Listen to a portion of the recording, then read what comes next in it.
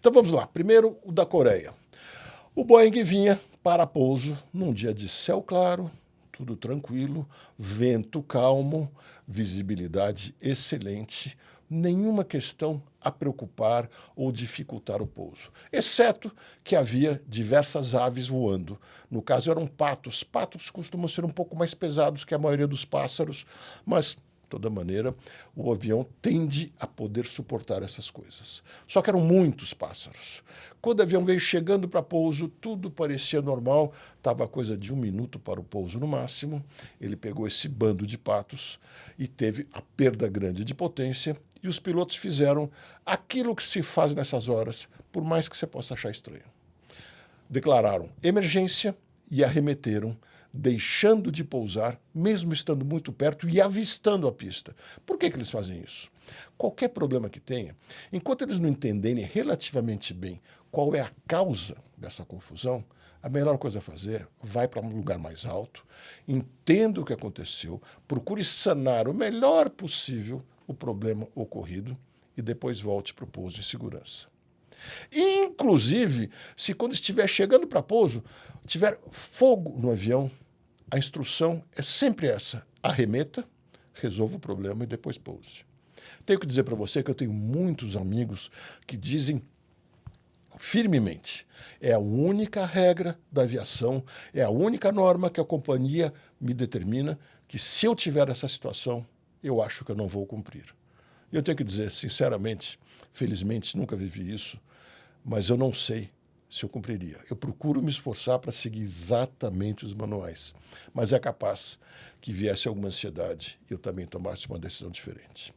Mas, enfim, eles vieram, tiveram esse choque com os pássaros, entraram nos motores, danificou bastante um dos motores. O piloto, como eu disse, arremeteu, fez uma leve curva para a esquerda e logo em seguida pediu para pousar imediatamente através da cabeceira oposta. Ele primeiro vinha para pousar de sul para norte e depois pediu à torre para pousar de norte para sul. Como é emergência, o controle deixa ele fazer aquilo que ele achar melhor, a não ser que o controle veja que é impossível de ser feito. E disse: ok, a pista está livre para você. Aí nós vimos, ele tocou o solo com muita velocidade, muito acima da velocidade normal de pouso, sem ter baixado os trens de pouso, sem ter estendido os flaps. E você vai perguntar para mim, o que é flap? Flap é uma extensão da asa, feita de maneira hidráulica, mecânica, tanto faz, que faz a asa ficar um pouco mais longa. A asa é aquilo que faz o avião se sustentar no ar. Ao estender a asa, o avião fica mais lento, mas ele consegue voar mais devagar. Tem mais arrasto, consome mais combustível, mas ele consegue voar mais devagar e, com isso, decolar e, especialmente, pousar em velocidades menores. Porque um avião como esse, quando pousa, ele está a coisa de 170, 180 km por hora. É rápido para danar. Então, qualquer redução nessa velocidade é muito favorável. E ele não estendeu os flaps, não baixou o trem de pouso. E pousou com mais de 1.000 metros de pista perdidos para trás. Rápido, adiantado na pista e sem condições até de acionar os reversos. Ele, logicamente, não tinha como frear. Não tinha nem como pisar nos freios, porque também, com o trem de pouso recolhido, só foi se arrastando até bater, pegar fogo e aquela cena triste que a gente viu. Isso aí é o que a gente já sabe, que é fato, que não tem dúvida. Agora, por que aconteceu isso? A investigação ainda está caminhando, mas já se sabe algumas coisas que são muito surpreendentes. Principal delas, isso já é fato divulgado pelos investigadores da Coreia, junto com o da Boeing, junto com o FAA, que é o departamento que faz investigações. O FAA não, o NTSB, que é o Departamento de Investigações de Acidentes dos Estados Unidos, e também a Boeing e diversos órgãos. O que já se sabe, com certeza, esse avião perdeu potência quase integral no motor direito, que estava inclusive vibrando bastante, pelo excesso de pássaros. E praticamente não teve danos no motor esquerdo, porque teve uma ingestão menor de patos. Na hora, por incrível que pareça, no lugar deles cortarem o motor direito, que era o que estava danificado, e soltando labaredas de fogo, eles se confundiram e cortaram o motor esquerdo. Aí que veio o desespero. e a vontade de pousar rapidamente. E nessa ânsia na pressa, chegaram muito velozes, sem baixar o trem de pouso e nem os flaps. Você vai dizer, não é possível, Diogo. Que lambança sem fim uma coisa dessas. Pode parecer que é, mas a gente tem que entender um monte de fatores que a investigação ainda vai avaliar e vai mostrar para a gente, para que daí sim a gente possa entender passo a passo por que isso aconteceu. Possivelmente, o treinamento não estava à altura. Pode ser que a tripulação estivesse mais cansada do que o normal. Pode ser uma série de outros fatores que contribuíram para um estresse dentro da cabine. E, às vezes, essa sequência de erros acaba acontecendo. Não dá para dizer, puxa vida, incompetência dos pilotos. Jamais. Primeiro porque a investigação tem muito a ocorrer ainda. E depois, como eu disse, muitas vezes a pessoa não teve o treinamento suficiente para aquela situação específica. E em aviação, tem uma máxima que diz o seguinte: nunca queira estar onde sua cabeça não chegou 5 minutos antes. Ou seja, o avião nunca pode estar à frente do seu pensamento. Você tem que estar à frente.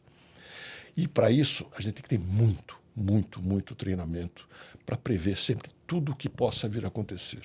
Normalmente, quando acontece uma pane, quando fogo no motor, o piloto já está tão treinado que ele sabe exatamente o que fazer.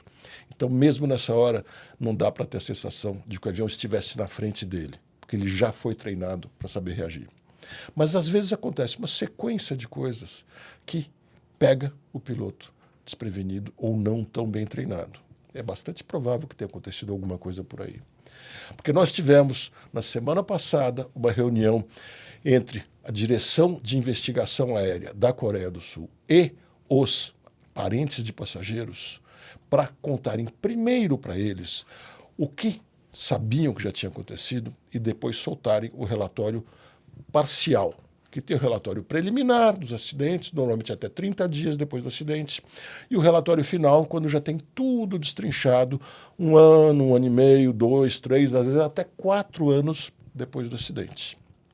Nesse caso, como acontece algumas vezes, quiseram soltar um relatório parcial. Fizeram a reunião com os parentes, começaram a explicar o que aconteceu. E aquela reunião virou uma baita de uma confusão. Os parentes se sentiram ofendidos, incomodados, até porque, imagina, a sensibilidade, a flor da pele que eles estão. E acabaram se revoltando e, com isso, a Direção de Investigação de Acidentes acabou não soltando o relatório parcial. Mas, logicamente, dessa reunião saíram todas essas informações que eu estou trazendo para você. Então, o que aconteceu, de fato, foi perderam o motor. Enquanto estavam arremetendo, poderiam arremeter com o único motor, mas cortaram o motor errado. Não é tão raro isso acontecer. Não mesmo. Especialmente em aviões turbo-hélice, é mais comum ainda. Aviões menores, aviões também a pistão, que são movidos a hélice. Isso acontece ainda com mais frequência, às vezes por falta de treinamento, às vezes por falta de compreensão. Nós já vimos acontecer também na Ásia, não me lembro exatamente aonde, um ATR, faz coisa de 2, 3 anos, assim que decolou, perdeu o motor e o comandante cortou o motor errado, aí ele ficou sem potência, logicamente se acidentou. Aqui foi a mesma coisa. A partir daí, a gente não sabe os detalhes. Possivelmente perderam pressão hidráulica e o avião tem pressão hidráulica que é movida pelos 2 motores. E mais uma, terceira, que é movida pela APU, que é um motor pequenininho que fica lá na cauda, para fazer funcionar o sistema hidráulico, ar-condicionado, uma série de coisas quando o avião está no chão, luzes, tudo isso.